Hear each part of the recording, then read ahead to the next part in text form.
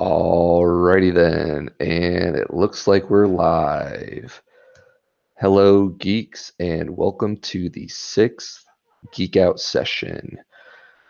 Today, we're going to be geeking out over Ascend Online Legacy of the Fallen by Luke Chmilenko. It's the third book in the series, but it's technically book two. Um, If you're not familiar with the series, go ahead and check out the earlier Geek Out sessions on book 1.5 and book 1. I am your host, Carl Williams, from Geek on My Sleeve, where we embrace our inner geek and wear it proudly on our sleeves. The author summary of Legacy of the Fallen. Fresh off their victory over Graves and his followers, Marcus and his friends have managed to enjoy a few weeks of relative calm and peace as they continue to build Alford, preparing the town for a new wave of settlers coming from Iberia. But as the days wear on, with no new arrivals in sight, they begin to fear the worst, eventually setting out to search for their promised reinforcements and soon realizing that they weren't as alone on the frontier as they thought they were, just managing to rescue a caravan of settlers in the nick of time from a horde of bandits. Marcus and the rest of Virtus barely have a chance to catch their breath before they find themselves thrust into the middle of Iberian politics, revealing a plot that threatens to not only take away their hard-won independence, but to destroy Alford completely. Bum, bum, bum. If you haven't noticed already, today I am working on my mobile setup, so please bear with us. But yeah, looking forward to geeking out with you guys over this lit RPG novel. It's an amazing read. If you haven't checked it out, warnings moving forward. This is going to be more of a summary than a book review, so there will be spoilers. There will be graphic dialogue due to the nature of the story. But yeah, here we go. Today, I am fortunate to have my co-host Peter again with me. This is his fourth Geek Out session with us, to geek out over Legacy of the Fallen. How we doing, Pete? Hello, hello. Doing well. I am very excited. This book just adds and stacks on top of the two prior, so a lot of Yeah, content. it definitely scales, and in a lot of ways, it reminds me of just traditional MMOs, right? The first couple books were in the lower levels, dealing with the learning curve of the game mechanics, so on and so forth, and then now in book two, they're really getting into the swing of things, right? Yeah, we get to see our first dungeon dive, which was always a key Yes, point for me. I remember back in vanilla where you know trying Vanilla to get a WoW, right? group. Yeah, vanilla WoW, trying to get a group together, and then I went back a little while ago, and they've got a button, a group finder button. Yes, It's a yes. nice mechanic, but it's cheating. Yeah, it's a fine balance, right? Like you want to be able to enjoy the game, but you don't want the easy mode where you just get thrown in with a bunch of random pugs. Um, but yeah, that's where having good good friends, good teammates, good guildmates, and whatnot really make or break a game for you. And that's one of the things I really enjoy about the Ascend Online series. It's really built around a core group of gamers that you can tell they've been playing together for years, and just the dialogue in the story is brilliant. There are times where I feel like I'm back playing uh, vanilla WoW, or just a lot of the old MMOs, um, shooting the shiznit, if you will, with the buddies and all their angst and whatnot, and the comedic relief. Um, But yeah. Bit of nostalgia right there. Helps me somewhat scratch that MMO itch that I don't get to due to scratch too life. often.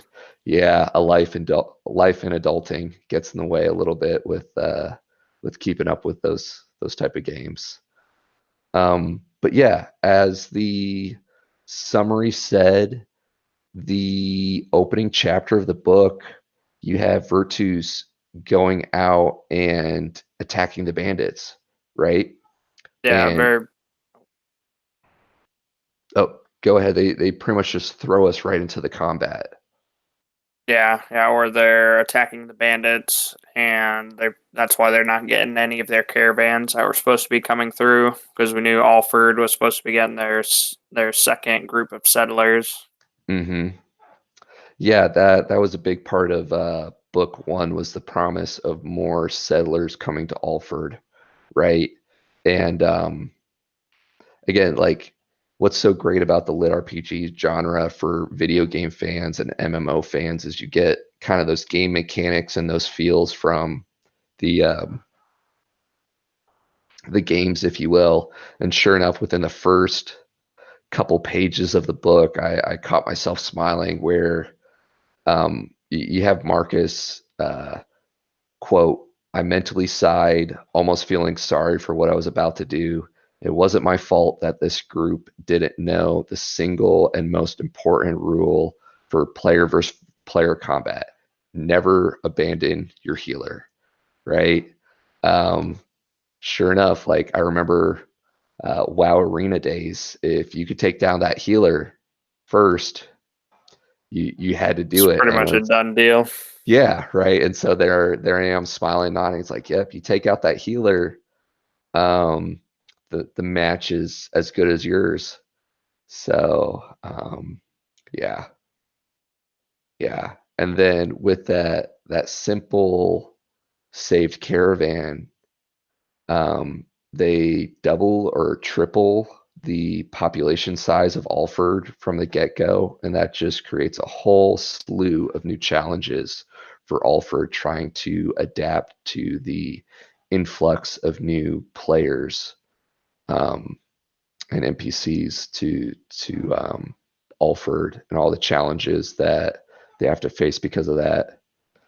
Um, And the book kind of takes off pretty quick, where we save the bandits, and then shortly after they've got a meeting to go to, IRL, that really sets up the whole feel or foundation for their group and their real world setup and rankings. And Yeah, that's you bring up a good point. That's another one of the reasons I really enjoy the Ascend Online book series is because a lot of other lit RPGs you purely follow the in-game world, which is fine, but this Ascend on. book this book does so well integrating like the nanobots and the medical side of things with Mhm. like the streaming or other real world content for it. Yeah, it I for me at least, it makes the story that much more believable because it takes place 20 years in the future. I think it's like 2047. Um, but Luke Chmilenko, the author, takes the time to explain enough detail of the technology, where society is as a whole. There was a couple moments there that just kind of made me stop and think. Where was it Marcus and what's Constantine's Or Peter. Peter? Yeah, I shouldn't be able to forget that one, right? But they're sitting there in the self-driving taxi cab, right? And Oh yeah. Yep. I think Peter turns to Marcus and he's like, I can't believe that our parents were actually allowed to drive, right? And they take a little bit of time to, or Luke, the author, takes a little bit of time to go through and explain kind of how um, technology advanced. And first was the self-driving cars, and all the nations kind of jumped on board with that. And then came the traffic system and how fatalities and everything. Um, plummeted afterwards. And yeah, in a lot of ways, we're just starting to get into that, and it's you can see the potential and the possibilities, which makes the technology in the book just that much more believable, right? Yeah, they did really well in the first book for the VR because he starts Hmm. off in a VR setting, and then we get the nanobots introduced, and then we get the full or dive or full of immersion through that. Then yeah, they do well with the bringing something similar or close to what we have. It seems like just a small leap, but yeah, Yeah, it's nice. I mean, we don't spend a whole lot of time in the real world, but it I think it gives us a broader picture on the character development with the players, right? We get a little bit of a snapshot of their in-game life. Well, we get a large snapshot of their in-game life, but a small snapshot of their their out-of-game life, the whole 24-hour rest cycle for a 10-day ratio in-game. yeah, Um, but yeah, the character development really it's come a long way by the time we get to book two. Everything from the in-game characters to the NPCs, like his nemesis, Amaranth.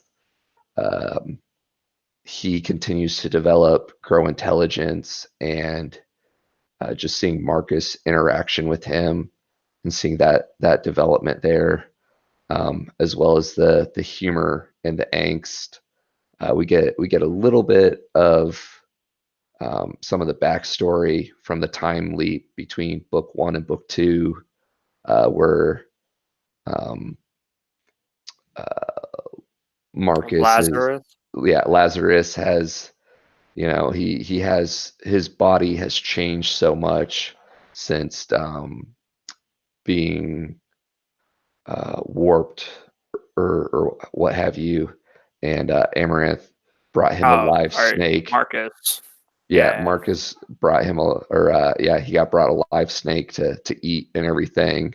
Yet it was still alive, and yeah, just so many chuckles along the way, where it's just the emotional roller coaster from um, the laughs from the in-game angst to the stress of all the challenges that they face in book two. yep. Um, And it kind of starts off, as soon as they get back from the real world. He's, who is it? Stanton, the NPC, is pretty mhm. much like, "Hey, we're taking over," or how's he say it?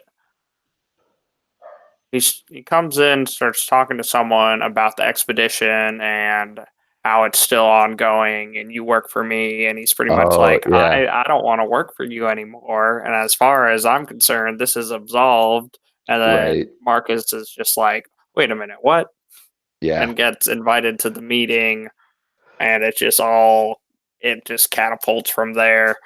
yeah. We're thinking, oh, well, we've got all these new people we've got to integrate. And next thing you know, we're on a ticking time bomb and we've got all this raw ether, underneath us, Hmm. scales. Yeah,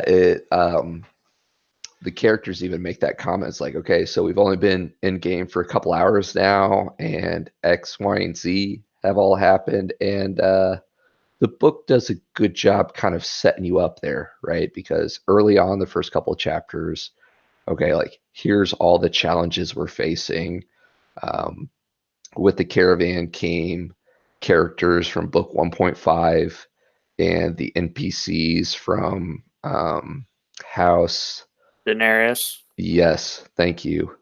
And all the drama associated with that, as well as the player drama that they bring with them, as well as now that the town has been upgraded from a frontier village to an actual town, they get their first, was it Justicar? Justicar. Yeah. Yeah, Their NPC guard who's got divine justice on his side. right? And we get a little bit more insight into the gods of the game and the impact they have on Ascend Online, which is kind of nice. Um, but yeah, just kind of a side note there. Um, Another one of the many things I enjoy about the series is how much Luke Chmilenko borrows from other MMOs, where it may not be like directly in line, but there's enough there that you can kind of relate it if you're a gamer back to some of your own game experience, where you have kind of the NPC overpower guard to help kind of reinforce the rules or laws of the town. Um, and Virtus learns some of the challenges of that because the Justicar can only enforce what's in the town charter, and the town charter was originally written as a frontier town, and they've grown leaps and bounds since the launch of the game that they're now dealing with unforeseen challenges, right? Yeah, and having Um, to update and adjust their laws accordingly yeah, to deal with it. yeah, and it's kind of it's interesting to see how it plays out in the story as well because you have a lot more MMO experience than I do, I think, at this point. But each game that I've played tries to find a way to balance enforcing um, kind of like town rules and laws, if you will, um, in game, and dying doesn't mean anything to an adventurer or a player, right? Because you just respawn, maybe get a death penalty, Or repair your um, gear or whatever. or yeah, it's, the durability on your gear goes down, or you lose some gold or whatnot, depending on the game. But it comes back to, okay, they're immortal, so what's the worst thing you could do to them, and that's take away their time, right? And correct me if I'm wrong here, but I think, like, what was it, Black Desert Online? Did they do in-game jail time? Yeah. If you go negative on your karma, pretty much player killing, then you have a penalty of in-game jail time in certain areas. And what I remembered from playing is like it was a lot easier to justify, oh yeah, I'll pay my fee. Oh yeah, like durability, okay, I can repair that. But you actually take away my in-game time, and especially with the Ascend Online model where their subscription costs are they I don't think Thousands they of dollars. yeah, it's a lot That more might than have your just been the initial for the pod and everything. It might be less, but yeah, it's point being it's a lot more than $15 a month, like a current day WoW subscription, right? yeah, Um, but yeah, and just dealing with all those challenges, and then along with the NPCs, the players from book 1.5, you also have a whole slew of other characters that come along in that caravan that they saved, like Monster, where people are doing the tryouts for Virtus, and they have the delay with the feeds, right? Where it's not real time, but 10 days later, you can publish your feeds online, and people follow it. And we learned that out of millions of players in the meeting, Virtus, which they have some perks since they're part of the guild, so they combined all their feeds, so that helps them in the rankings. Um, but out of millions of players, they're in the top 1,000, which is just, 800 something. yeah, which is just huge for them. And so you have people like Mazda come out of the woodwork where they've been following them for so long, and now they're trying to get their claim to fame. And what better way than to call out somebody in the top 1,000 feeds, right? Get that exposure and rub their nose in the dirt. So he goes and he kills a player during the application process in order to call out Marcus.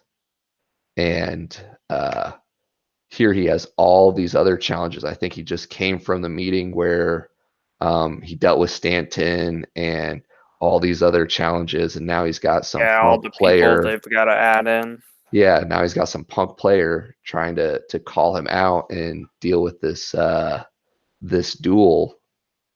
And He goes and just flips it right on him or right yep, back around on him. Mazer's like, "Hey, 1-on-1, you can't punish me for killing this guy, and yep, winner takes all the gear." And he's like, "You know what?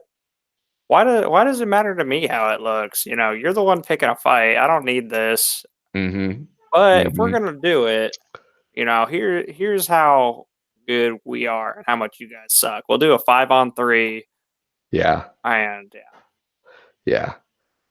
And gosh, there's so many times while reading this book that I just wish, like, obviously, I'd love to have the full immersion gear for an MMO, but just to have an MMO on that level game mechanics wise, right? With the branching class system, the ability to build your character how you want, and to be able to kind of take advantage of those powers and abilities in game, and just to see it play out in the combat. Uh, the author just does a great job writing combat in this book. You just feel like you're there in game with them, watching it play out, especially during that duel and the dungeon dive later on.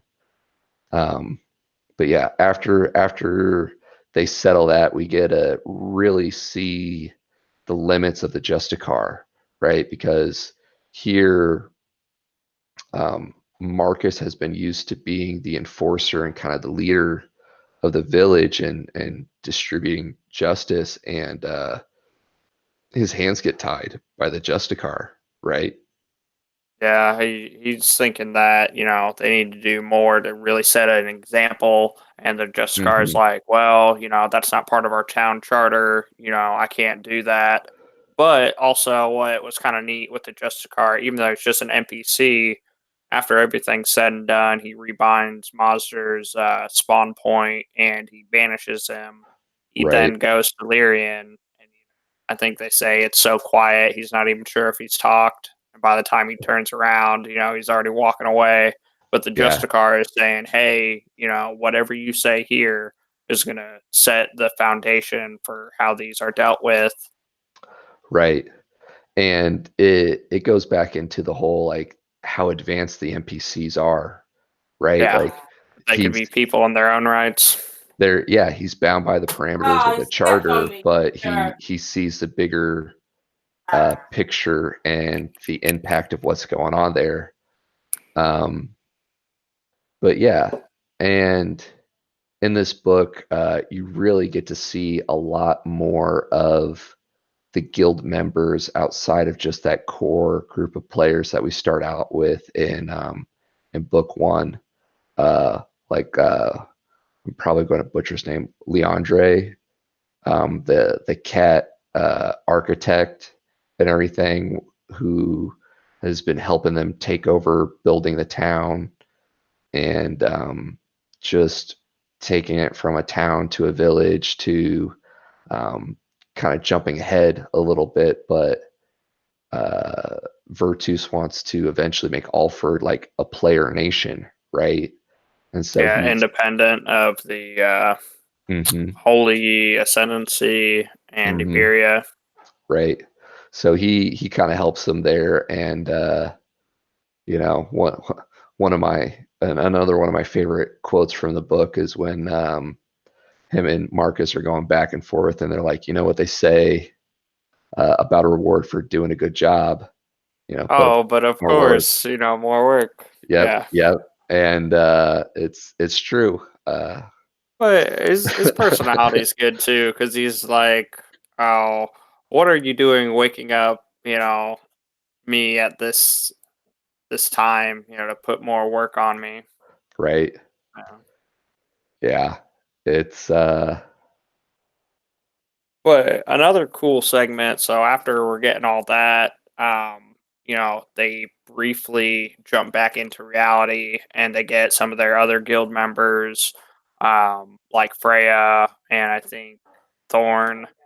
Hmm. Um, they all kind of meet up in reality, and they have that, kind of like facepalm moment where they've been looking for an in-game approach, and they're like, just have him send you your feed, his feed or whatnot. Yeah, with And Lazarus when they're trying to verify what he shared about Stanton yeah, and yeah, just because everything. it's so chaotic with, uh, Lyrian's never wanted to be a thief or take the dark side or whatnot, and he gets this Hmm. quest where it's like, oh, do I believe the NPC? Do I believe the person? He's got all these other stressors kind of weighing him down, and he's kind of in, going a mile a minute. And then finally, it's like, oh, this has been sitting right in front of me this whole time, but wasn't able to see it. Yeah, and I know I've certainly had moments like that where I just get so tunnel vision on what's in front of me. I'm not able to take a step back and look at the bigger picture, but I could certainly see that in like a game situation where I think we've talked a little bit about it on previous streams, just the impact it would Oh, yeah, have. trying to blink through stuff. Yeah, right. Just the impact it would have on your psyche to be um, immersed in a game for 10 days on and 1 day off. You'd kind of start defaulting to thinking of things in game logic, right? Versus reality. There's another segment where, yet again, jumping ahead a bit, where they're going to talk to the Hallow Guard Guild, Hmm. and they're on their way back, and the NPCs are kind of ignoring them as they're pretty much telling Lyrian, "Hey, there's nothing of note here. You got there, good job. You're wearing yourself out. How about you take a break?" And he just looks over, and the NPCs are ignoring the whole out of character conversation. Right. Just kind of Yeah, yeah, because the context or whatnot isn't very relevant in game. But yeah, yeah, they're definitely pushing to keep up with it, and true gamers right there, right? I think we were talking a little bit about this offline before the stream about all the different launches for MMOs that we've participated in and the race for the top. Those guilds, those groups that stay at the forefront of the game really kind of dominate. they dominate and they set the tone and they have an advantage in game and with everything that Ascend is throwing at Virtus, you definitely see them struggling to keep up and taking naps where they can. Um, and just yeah, Mark is literally Well, falling asleep there on the ride over. another funky point, I think it's when at the beginning when they're dealing with the bandits, Constantine and Lyrian are going at it, and they're like, "Oh man, you're going at it already? Aren't you guys tired?" And he's like, "Oh, I logged off for a nap," because That's we get right. that your player keeps going and Yeah. interact or whatnot on its own, and then he's like, "Oh well, how mad would you be if I said, I really did?" Just and then that's what happens to Lyrian in that scene. They're like, "Hey, log off. We'll get your body back." Yeah. And just like typical gamer buddies, they throughout the book, there's a lot of that back and forth where you have Yeah, one yeah, of them throw something at the other, like Marcus saying something to Peter, and then sure enough, he finds a way to feed it back to him later on in a similar situation with the yeah. roles reverse. Yeah, several. I can think of several instances playing games with a buddy where, oh, what, now that I'm sitting on the other side giving it back to you. Um, yeah. Uh, Moving forward, next big thing was when they take Stanton to the ruins, which was a mhm, big foundation part of book one. Lyrian mhm, finds both ruins. That's when he gets ether warped in the second one. That's where we finally get our nemesis to be his familiar, and we find out more Right. about the gods or whatever you want to call them. Uh, Yeah, the author does a good job of using those moments to kind of trickle in more and more lore, which is yeah. nice. I've read other books where it's not as tastefully done as it is in Ascend Online, where it's Oh, more like a data dump type thing, where it's like, okay, yeah, this is important, it's relevant, but come on, keep the story progressing. oh yeah. And he does a great job kind of trickling enough in to help continue the world development and the lore development and keep the story progressing, right? Oh yeah. The way he ties everything together. As far as like the ruins go, there's that point where they're at the second ruin, and they're like, "Oh hey, was there a major discovery about the Nafar that, while I was gone?" And he's like, "No, not really." And Hmm. you get that bit of, the Iberian politics, the lore for the Nafar, and then, we're currently in the ruin now.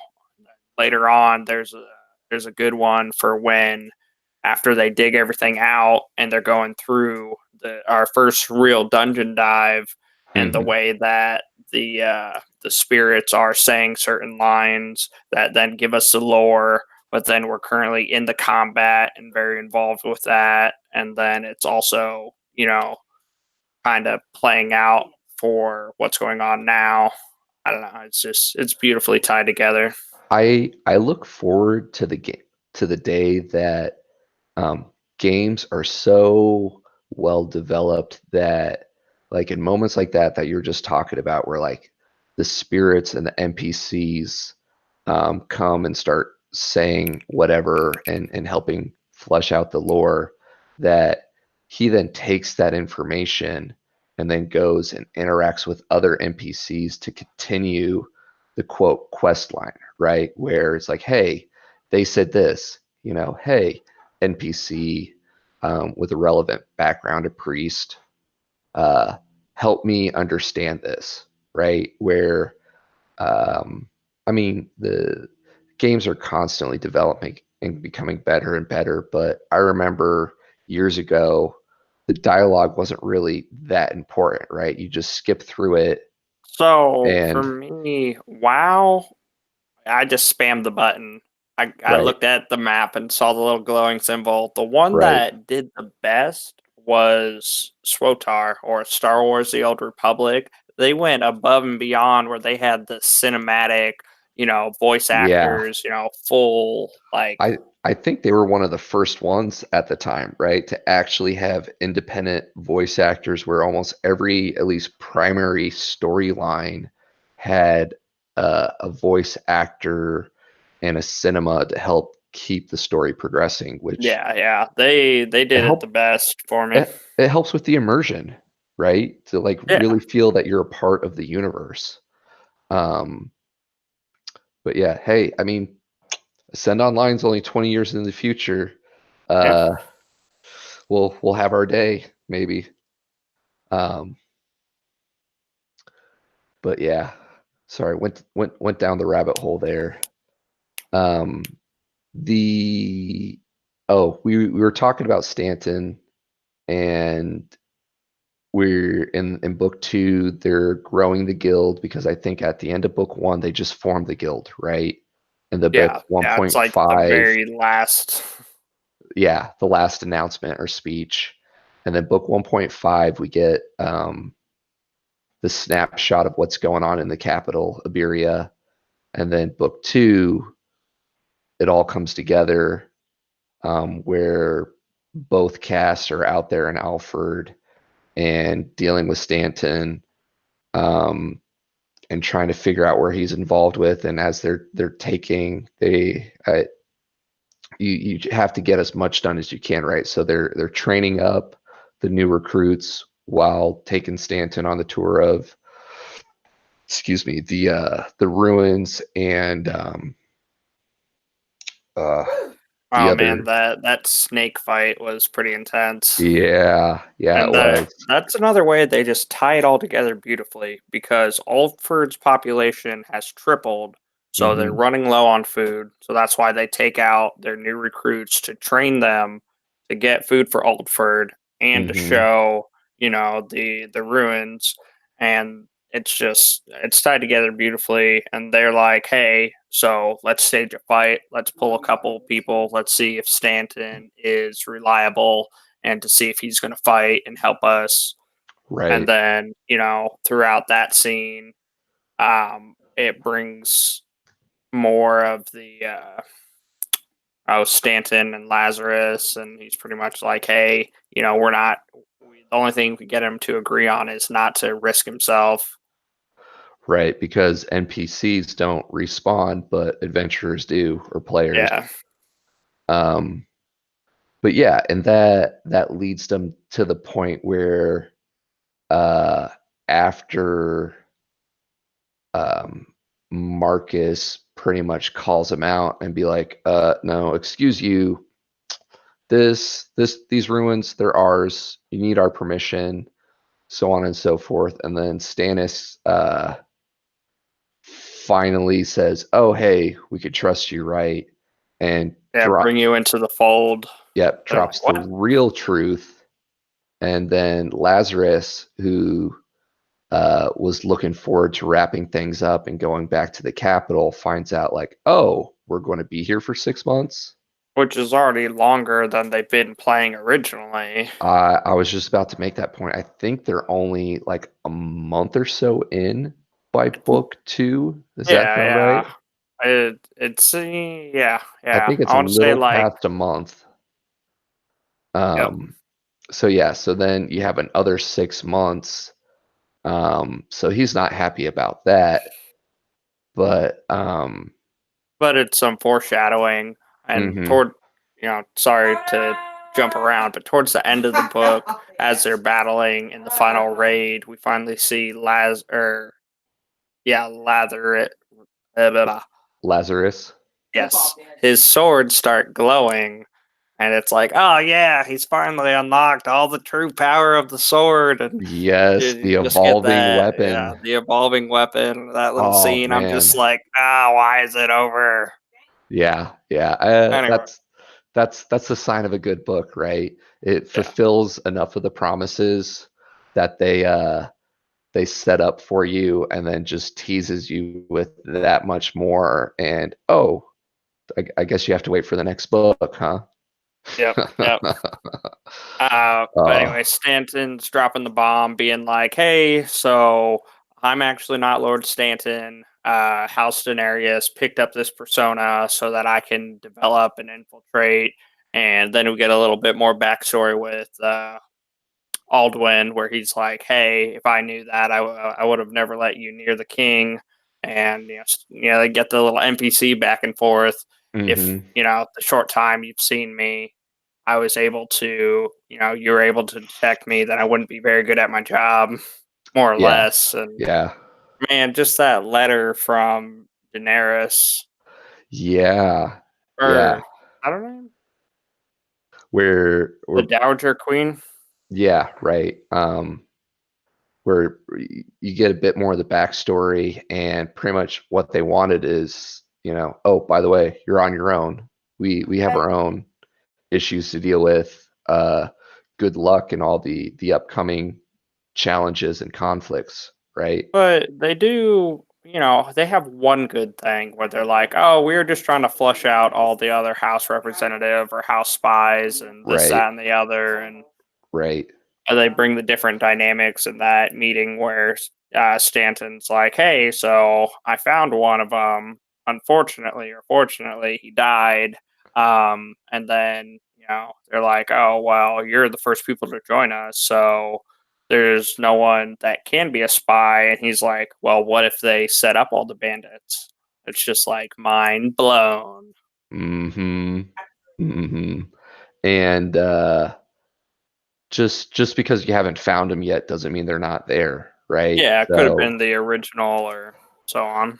right. And it might be something else we see in later books just because we don't see it now. But who needs to worry about spies from other houses when you have oh The gosh, ground about to erupt beneath your feet. the ground about to erupt beneath your feet, and not Graves, but what's the orcs Oh, Carver. Carver, uh, Man, who who needs house spies when you can have spies from his faction, right? yeah, yeah, Um, yeah. Mazda and his group, and how we spent all this time leading up to the dungeon dive, and we Ignis. yeah, yeah, and Yeah. then to have him just kind of like turn that over on their head and nearly wipe the raid in the process. Um, and again, throughout that whole dungeon fight, it just makes me long for the days that you truly have an MMO that you can build your character however you want, right? Because in the past, the couple games I've played, it's like, oh, I would love to build my character this way, but just the way the game mechanics work, it just doesn't make sense. You need to follow the meta build for this or the meta build for that to make it practical. But just to see the way that after everything that Marcus has had to deal through, um, to see him capitalize on his new player skills and build in a way that just um, yeah.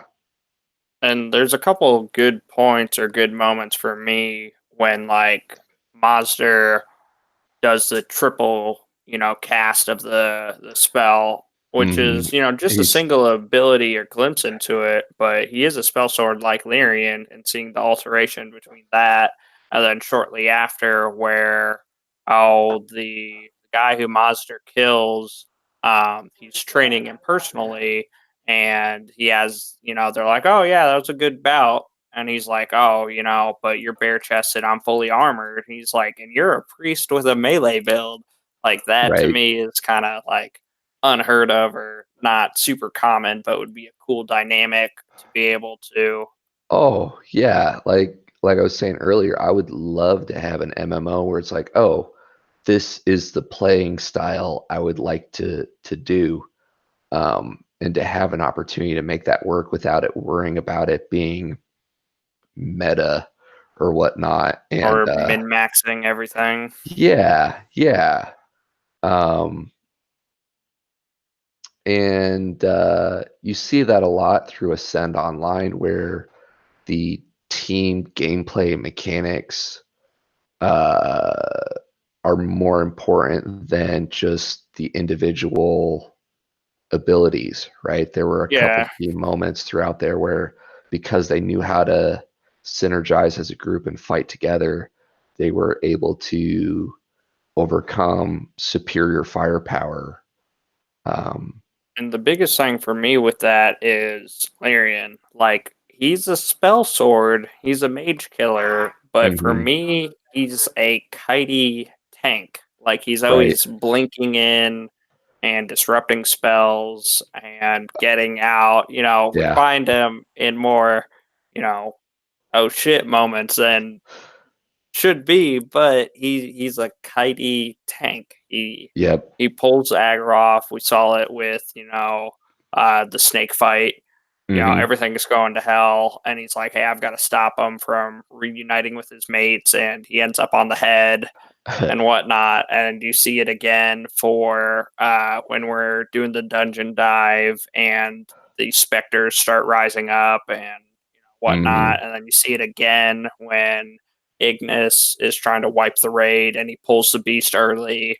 And Yep. yeah, he gets clobbered, but he was able to kite it and long enough to get the raid organized. And that The the whole the dynamic and beast. play style is Yeah. very unique and And enjoyable. just the new abilities that he unlocks with his nemesis, right? Being able to like push some of those abilities towards him. Oh, Um, yeah, yeah, letting or how's Amaranth say it? Oh, you mean I can flit around or something? right, from place to place. Yeah. Yeah, yeah. Uh, Yeah, his nemesis has grown a lot in book two, which is pretty interesting. Um, That and another good point for me was when he's like, "I would like to try this version of hunting. Use oh, those shiny things called coins or whatnot." yeah, when he And he's goes like, and buys his own food. yeah." He's like, "Well, I guess if I don't hear any screaming, it all worked out." And that's where we, truly get to see the development and the independence, and that was a cool moment for me. Yeah, it'll be interesting to see how his familiar nemesis progresses in future books. Yeah. Um, but yeah, what were a couple other key moments throughout the book that you really enjoyed, Pete? All right. Well, so we're on the dungeon dive portion, if we're keeping on track, and that was cool because I've not played a game with a split dungeon. Granted, I've not done a whole lot of end game raids per se, Hmm. but that was kind of cool how they got there, and they're working through it, touching the different crystals, and it turns out to be a split dungeon, and that, yeah, cool dynamic. But then also the final boss, where it's not just a hack and slash, it's not just a tank and spank, it's where you've got to use the mechanics of the game, those orbs floating at you, Right, to weaken the shield. Then you've got an insight towards the crystals, but how do you get to the crystals? Using its armor, you've got to. And then the funny part where oh, who is it? The warlock Caius, where Caius is like, I've got, I'm running full speed, I can't do anything. And then and they're then like, oh, we'll get you there one way or another. And Lazarus just picks him up and yeah, triggers the rage. And yeah, our two half giants or whatnot make eye contact, and Lazarus goes rage sigil mode on him, and yeah, just knees to chest all the way there with him over his shoulder. yeah. And so that was a good point for me. And then also, we finally get done with the dungeon dive, or well, where we end on the dungeon dive. We find this grove, and the beast just comes out and just crushes them. So Yeah, now, with that, we've been successful. We've now got a new hurdle, which is more of a foundation or a spot for where we've got to continue the book at. yeah, yeah. Um, Book two does a good job kind of fulfilling a good amount of those promises as well as setting us up for the next book, right? They, Yeah. they have to work their way through kind of the split dungeon to get to the grove where they have the beast and everything.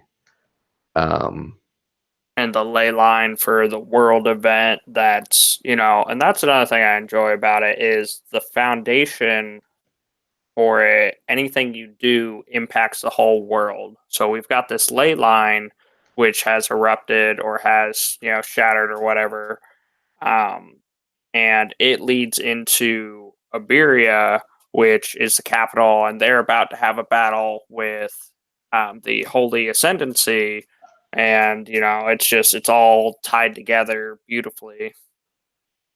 mhm.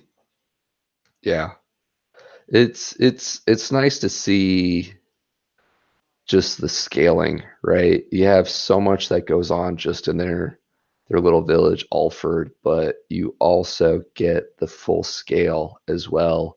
And you're reminded, hey, not only is this just one town or village outside of one capital, but that's just one race, right? They share a little bit about I think it's the Dark Elves and what they have going on, and then you also have what is it, the orcs and all this other stuff. Yeah, And yeah. Where the orcs are kind of like tied in with the Nafar, because we had that whole Slave King bit, and hmm how Graves integrated the orcs for getting the Slave King out and whatnot. yes, And yes, then and Carver. yeah, out of all that, it brings it back to Lyrian and them wanting to create their own independent structure. So initially, I was feeling it was going to be more like Horde and Alliance, like one faction, other faction, but it's not because, even though we have all these different ones, they're all able to interact on their own capacity. There's pre existing, you know, developments throughout it, but it's not black and white as I thought it would be. Mm-hmm. Mm-hmm. And then, yeah, all throughout that time, you still have the in-game mechanics of the leveling, out leveling their gear, keeping up with their builds, um, dealing with their weapons breaking and needing upgrades, um, and all that. They tie that in well. We're trying to get all, or how's he say, all of our lobies need better gear. They're still using the scraps that they started with, and but you see kind of the guild dynamics of he's the best crafter in town, and we're not in a big city. We can't just buy it. There's no auction house, so it falls to him, to create them. But they tie in beautifully all the different dynamics because it's like, oh, we just killed these giant snakes. We've got a lot of materials to do it. Okay, we'll Right. do that. And then another key or fun moment for me was they've been in the Grove and they pretty much hit 18. They're kind of out leveling their gear, and Larian's like, oh yeah, I didn't think about that. We're using level 13 gear and we're 18, so we're out leveling everything. And oh, Freya, I want to say, says new gear and sleep or whatnot. Oh man, I'm sorry, I'm butchering it. Where Uh, Lyrian says, "Oh, just armor," and Freya's like, "Oh, you can make me a weapon too." And then you get that little witty banter between all of them, where she turns to Constantine and like, "Oh, maybe you should find a way to craft your way into a girl's heart or something." yeah, you kind of get to see their relationship develop a little bit more in game and out of game throughout the series. A bit of that flirtiness back and forth. Um, but yeah, before I lose my train of thought, we've both read a handful of lit RPG books, and I really feel that Ascend Online strikes a good balance of the lit RPG game mechanics and the stats and the gear, um, and the storyline and progression. Right, there are Yeah, moments. storyline and lore and Yeah, there are moments where I feel like it's just another fantasy book, and then the game mechanics come in. You're like, oh yeah, it's like a fantasy lit RPG book, but it's not super heavy on here's the constant game mechanic jargon just weighing you down, and kind of yeah, overwhelming they you. do good little snapshots. I think for this one, the big one was every time they got their points to spend. Oh, hey, here's a couple skills. People kind of coming more into their roles, and then oh, I lost it. Oh well, I'll think about it. There's That's another good fine. point for when after he gets done training the recruit who Mazda killed, he's picking up his stuff and he drops his rings, and there's like a little snapshot where it's like, oh, I completely forgot about these. Yep. That's something else I need to pick up. That's another gear dynamic that just tells us that we're just barely scratching the surface Hmm. in regards to levels for where we're at, in regards to gears. Like we don't even have all our slots filled, which Right. Well, you said it earlier. They're in their late teens level wise. If the game mechanics and the battle and their first big raid is that intense at that level, imagine later on when uh, going for memory, I think their third branching class choice is something like 75 or yeah, something like that. Can you imagine? what it's going to be like when we get to that point. I mean, So many options. yeah, they've not even picked their second branching class choice yet. But they had a cool towards the end moment where once they hit, I think it was 19, where then if they complete an act of, whatever, they get like a super boost to their Yeah, ability, which yeah, really kind of defines their playstyle more. Because at the beginning, it's like, hey, whatever, play, do whatever you want. Okay, level 10, you're at your class skill. What do you really want? But even then, you can still tweak it because with Freya, they're saying, well, you can do an agility based warrior, or the guy Monster killed. I wish I could think of his name. He's doing a melee priest build. right. But yeah, it's just I more and more defined. I wish more games were kind of like that. Just to take away from the min-maxing meta build aspects of it, where it's like, hey, yes, you could choose up to a certain point, but we're also going to give you some quests to help boost your stats that reflect your play style, right? Yeah, yeah. Um, Reward for what you're doing. And another good point was at the beginning or book one. Um, you could learn skills without spending the points if you met the required materials and either had someone train you, such as mhm, like when Lyrian learned kick or mhm, shoulder tackle or whatever. And then, you've got the ones that you can do specifically like multicast or, whatever. mhm, yeah, So, however you want to play, or the fact that he was sneaking around and he got sneak, it's how you what you're doing or how you play. yeah, and they explain it a little bit, but it kind of ties into the nanite technology where how they learn, and if you can do certain skills. I think we talked about it in the first book where Marcus has some experience Oh, in yeah, design yeah, yeah. development. So because he understands the concepts of how to make a map, he's able to kind of discover the skill on his Yeah, pick own. up cartography without it. Yeah. And yeah, just how that all ties in together. So And I guess we kind of see more and more of his play style because, at the very first book, he's in the augmented reality doing, hand to hand or more fighting. And right. we find him, finally getting those skills leveled up to where he can focus on the unarmed.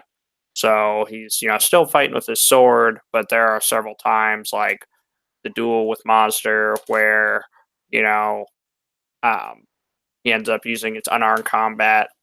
hmm Yeah. Yeah. Um, but yeah, what points you want to hit on next in the book? Because I think the Beast is only like halfway through the book at that point when we deal with Carver and the big raid and The everything. raid's the final. The raid's the end. Is the raid towards the end?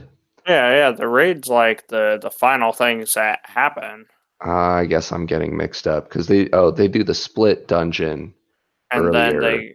they do the split dungeon, and I guess so. The first time we meet the beast is like 2/3 of the way through the book. We don't Okay. do the official raid until the very end. There's, Okay. a lot of grinding and developing your stuff, and we're learning about the rune stones. And that was a cool dynamic where, um, they find the first rune and everybody knows about it, and then they find the second one and they're kind of figuring out how it works. And part of the rune pattern from the first one is incorporated in the second one. And Lyrian's, explaining it and talking to the other mages about it. And he's like, oh, let me write this out. Let me take out the overlapping portion.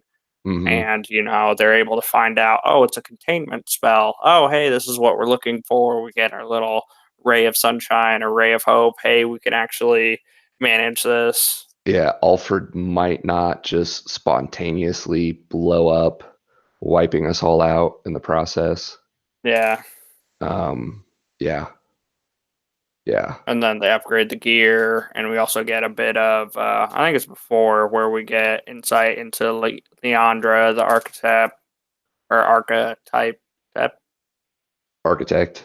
Yeah, Yeah. architect. There we go. Um, and how he's actually like 94 or something crazy. He's Mm-hmm. trying to turn back the wheel, and Mm-hmm. he's like, "Hey, I've got a 50% shot." Lyrian's taking over all of it, and Yeah. then he gets back into the game, and he's like, "Hey, so I'm here, but I'm not really here. I may fall over at any point, anytime." Right. Not quite that severe, but again, it kind of gives a snapshot into the real world. And there's several times in history where you could look back that one industry had a You're significant lagging pretty bad. technological. Am I? Yeah, your screen's getting fuzzy and you're getting roboty. Okay. I don't know how strong your bandwidth is there. I'll try to troubleshoot it on my end, but we might just push through it and wrap up Yeah, early. yeah. Sorry. Yeah. Let me know if I keep having problems. But yeah, so like a big part of what made Ascend Online possible was the advance in nanotechnology and nanite technology, right? And so there's been some advances with um, medicine as well due to that. And I think Leandro talks about how the makers of Ascend Online showed an Yeah, interest in his case where instead of putting him under again, they just um, reintroduced him into the game world, and right, they're because it's working on him safer. as he's there. Yeah, it's a way for or a spot for his mind to go, more or less. Yeah, and just I don't know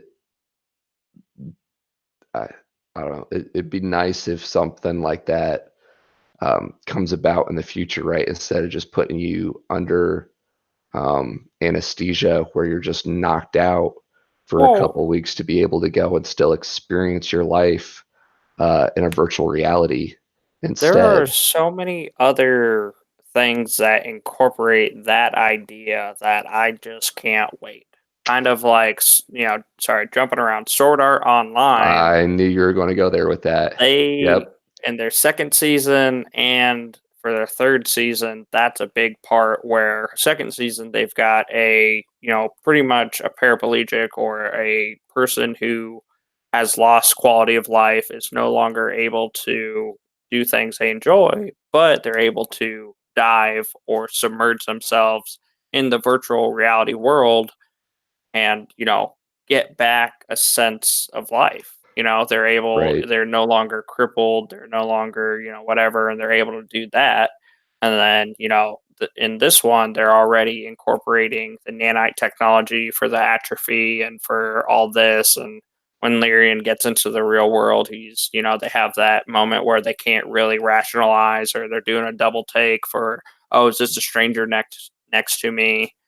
um but yeah, and then with them being interested in Leandra's situation, Lyrian's like, oh, I don't care how they use their research budget, if it makes life better for us. Yeah. Hmm. But yeah, there are a couple other kind of there's another anime I was thinking about where they incorporate that.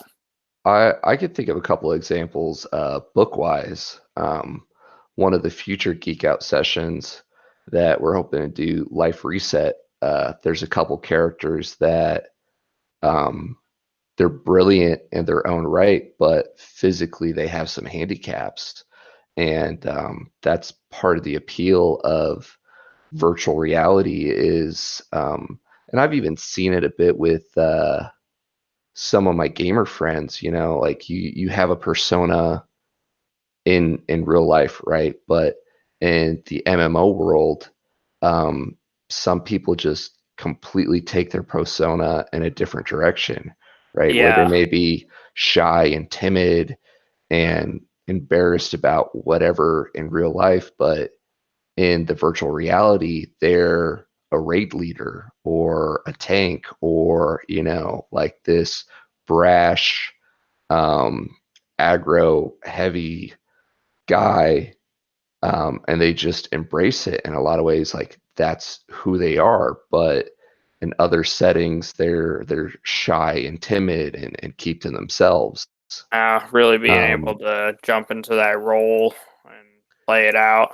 yeah, and we could go down the rabbit hole there on, what's really you, or who is more you, that virtual persona that you put off, where you get to choose who you want to embrace, or the physical you, if you will.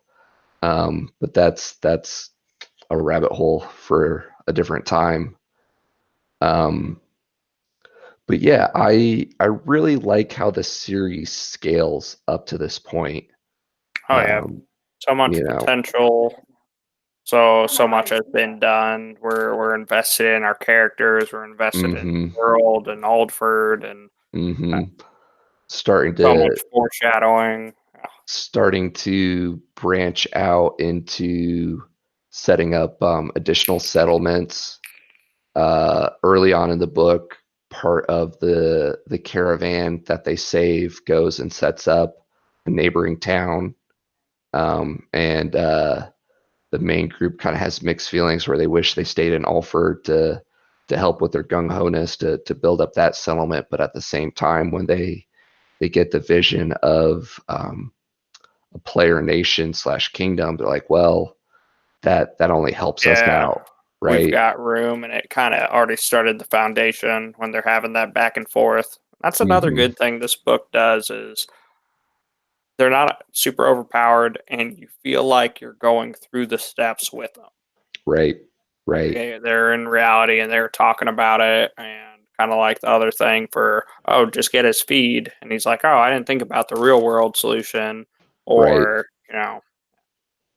Or when they're talking about the player nation approaching other people, right? Like, oh, yeah, how are we going to do that? It's like, well, why don't we reach out to them in the real world, and yeah, make a yeah. list? And How it's not yeah, good to do it through the feed or just announcing it everywhere. And they want hmm to target it towards a select few. And then they're like, if we just cold call them, they're not going to know us from a hole in the wall. It's like, psh, we're ranked 800 something. They're going to right. know us. And, And like, oh yeah, we're like one of the top notch guys. yeah, on live TV and all that. And they're like, oh, I completely hmm forgot. So, hmm And yeah, I again, it makes it very believable. Like the video game streaming market is only growing, right? oh, yeah, yeah. So to have it where it's literally on live TV 24/7, um, I could see it absolutely. Yeah, Like yeah. you're I think there already is. I bought a new TV not too long ago, and there's a Minecraft TV channel that literally just that plays Minecraft videos of people streaming it. Like, that's hilarious. and Um, then there was another big one. I was at a bar and they were playing Overwatch League games, Overwatch League oh matches. man, yeah. So yeah, Esports, it's on the rise. I think colleges are even putting together their own esports teams, yeah, right? yeah, it's out there. Oh man, what a great time to be alive. Um, but yeah, back on point. Uh, yeah, it's a great book. The progression's great. The character development's great. Still a lot of the same quirks, the same um, obsession with fire for was it is it Constantine, that Yeah, yeah. the answer is always fire. And then who's the one that has a serious problems with giant spiders and bugs and Oh, the everything. warlock, Uh, yeah, basically highest. sounds right. Yeah, Caius talks about nightmare fuel, Just when you think, Yeah. You're all out of nightmare fuel. This game goes and tops you up. I think that was in the last book, though, wasn't it? could be. I think it was Uh, this one. Um, that's the one thing about books. After you read them, they all kind of blur together a little bit. yeah, which is good. At the end, you've got that disconnect where you're like, so much foreshadowing, waiting for more. But when you're Hmm. going through the whole how we got here, it all just blurs together. Luke Chmilenko, buddy, if you're listening, we're ready for the next book. Get it Oh yeah, get it together, dude. that's probably where we're at. Uh, this is currently as far as we can go right now until the next one comes out. All right, yep. We'll have to start working on a couple other Geek Out sessions in the Yeah. meantime. Um, but yeah, Pete, kind of heading towards the end there. What are some of your final thoughts about the book? So this I was a little disappointed we didn't see more of like creation and destruction in this book because that Right. was one of the presences that were so lightly touched on.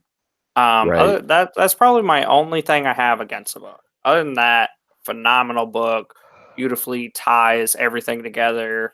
Mm-hmm. The way it ties, the lore for what we're doing now, what happened in the past, building up more of the lore of the Nafar, all the dynamics and everything, and play styles, and the guild and the raid, and it's just beautifully done.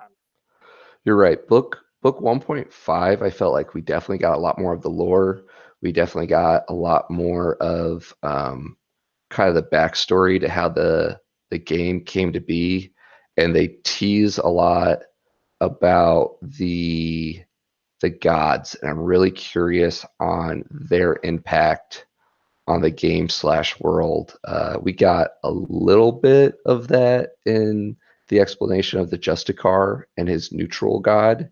So like we saw some of the good god, some of the evil god, quote unquote, Yeah. and then there's a neutral god, and then as they're talking about the king and his newfound faith, we get a little bit of that, but yeah, they definitely set up a lot of questions in the first two books in the series, and in the third book, we really didn't get any more answers on that front.